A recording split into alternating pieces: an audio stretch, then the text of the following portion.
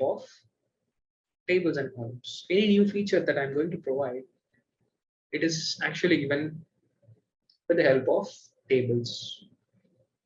So in order to create a table, we need to go back again. If we look into the tables, there is a module called tables under system definition. This holds all the definition of whatever table that is available in the system. So for example, if we look into an incident table, we have three tables already: incident, task, and fact table. So open up, I can observe that in the URL, you have the table name, the backend name of this. This is sysdb object, and it is finishing with _list, which means this is ideally in the list view of it. So each and every table can be opened in a list view and form view. So currently we are in the list view, and I open this in a new record by, you can do control click, or you can do center click if you have a mouse option. It will open you in a new window. Observe that there's a name, label, and it says it is extending task table. So I can actually create a new table by extending any existing table so that all the columns that are part of the task table and features that are part of the task table will be inherited into the table that I'm creating. By default, this is on the global scope. We see the UI actions, we see columns, controls, and application access. We'll slowly move into it, but this is where the columns are coming in. And each and every column is called a dictionary entry, because that is a table in which the columns reside. So I can open, let's say, change request, and observe that this opens me in a new table. Right now, this is sysdb object, and the table name changes to sysdictionary here as this record loads, because this particular entry is available in the dictionary entry table. So let's go ahead and create our own table now. So to do that, similar to what we did earlier, just go to any table that you want to create, click on new, and we'll get started with our custom table. Again, always be cautious when you're creating any table, because table creation has subscription impact. So as and when there is a request for you to go ahead and create a table, discuss about the subscription impacts, because a customer may not, only have limited number of licenses procured for so many tables. So get those clarified. Try to reuse existing tables for most of the purposes. But at this point in time, you're just playing around, so you can go ahead and create a table for yourself.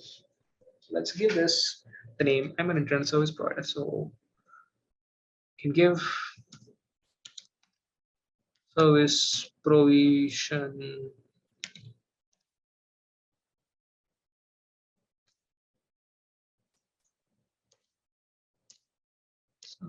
provisioning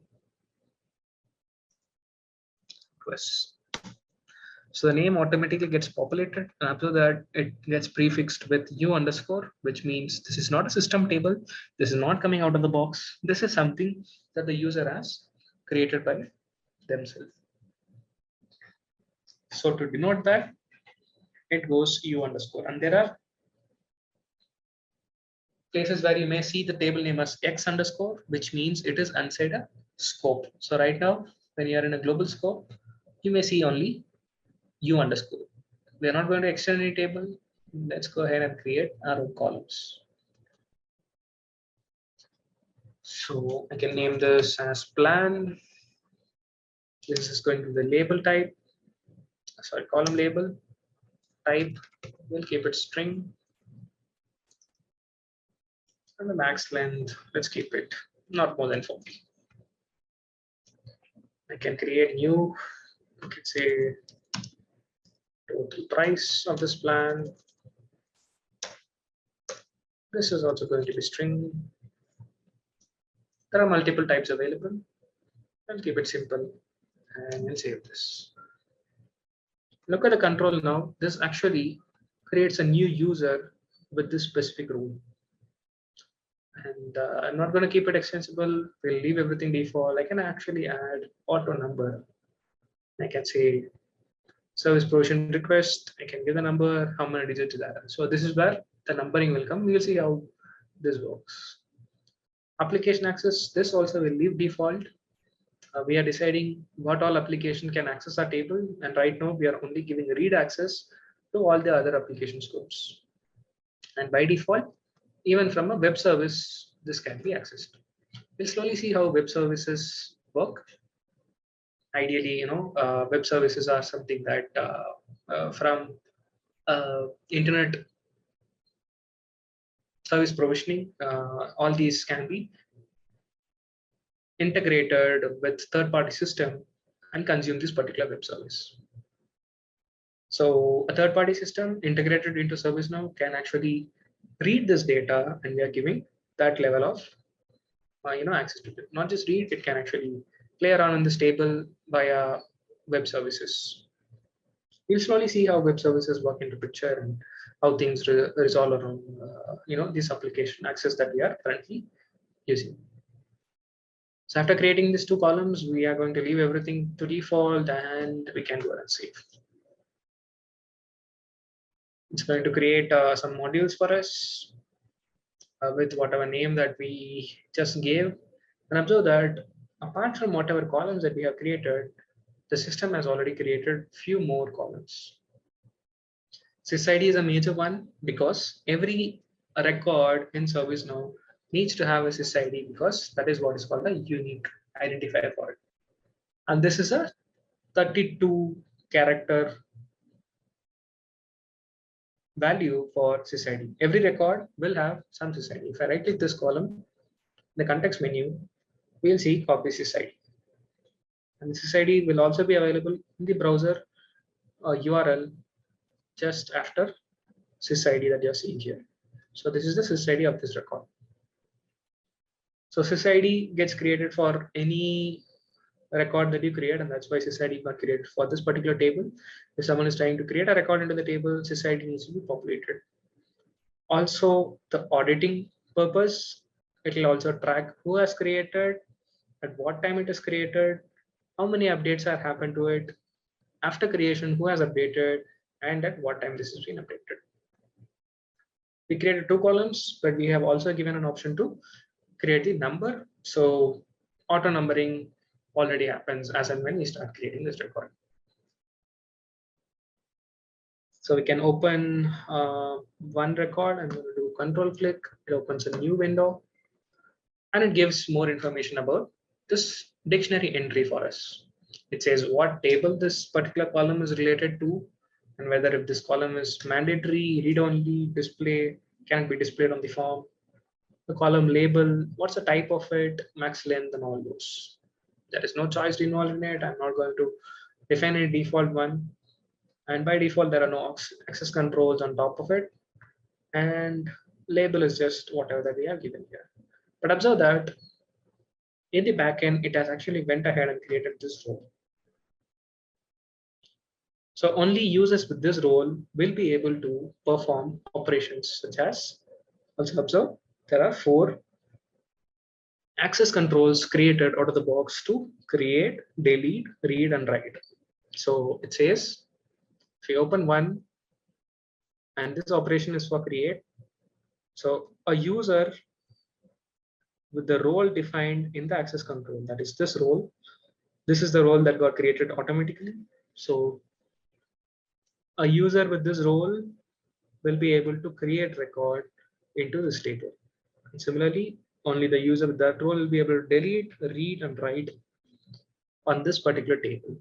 And observe that admin override is selected for it. In the backend, it is actually ticked. So if admin override is selected, which means this particular rule does not get honored for admin users. We can go back to any of our window. We can refresh. Let me go ahead and refresh. We'll try to see our service provisioning table in here because we have created modules for it. So let us go ahead and search for service provisioning, and this is the one that we just created. Let's mark it favorites. We go to service provisioning. Since I'm an admin, I'll be able to see the service provisioning in the list view. And since I'm an admin, I'm having overridden access for either to create, read, write, or delete. So I can say I need 6 months plan, bronze, and I'm directly populating the price by myself. I can submit this. So a record gets created. Now let's go ahead and play around with our groups here. So we'll go back to our group. There is a group. I think I closed it. Yeah, this user is here. From here, I can navigate to the group. I'll go to the network engineer group and I'll add this new role to this user. So for now, before I add this new role, let's impersonate and see if this user is able to access this provisioning table. So let us go ahead, impersonate into demo user 2 that we created earlier. And then first and foremost, we'll just check in the application navigator if we are able to see our service provisioning is not available here. I already have this open somewhere in the browser. And I'm currently logged in as a demo user. So I'll go ahead and refresh this. Observe that security constraints prevent access to the requested page because I'm a demo user who does not have sufficient roles. So how do we give the role? Go back to this, and I need to first end the impersonation. Only as an admin user, I'll be able to configure all this. So I need to edit this and add the newly created group in this section. It starts with U underscore, pretty understandable. Go ahead and give this role. Now, let us impersonate back into our demo user. So I need to end impersonation. Let me open up this provisioning record. And I'm still admin, but if I impersonate into our demo user, now since the demo user has all these roles, this user should be able to view and play around our service provisioning table. So now this is visible for this user. This user can go ahead and create a record, update an existing record, read. We are actually reading the data. So can do this, or at worst case, this user can go ahead and delete this record. So with sufficient access, this is how ACLs work. I can create ACL, but by default, when we create a table, 4 ACLs get created along with it. Also, a new role gets created along with the table creation. So tables and columns, that's how it works. As and when you create a table, it creates application menu and module for it. It also creates a role. It also creates 6 different columns. And finally, 4 new access controls with the role that was defined during the creation part. So access control plays a very major role in all these. So that is why access controls are only given to security admins. And even for security admins, every time they need to work, they need to elevate themselves into a security admin role so that they can either update or make any change to it. See, right now, all this is read only. Since I'm elevated into a security admin role, I'll be able to update or delete these ACLs.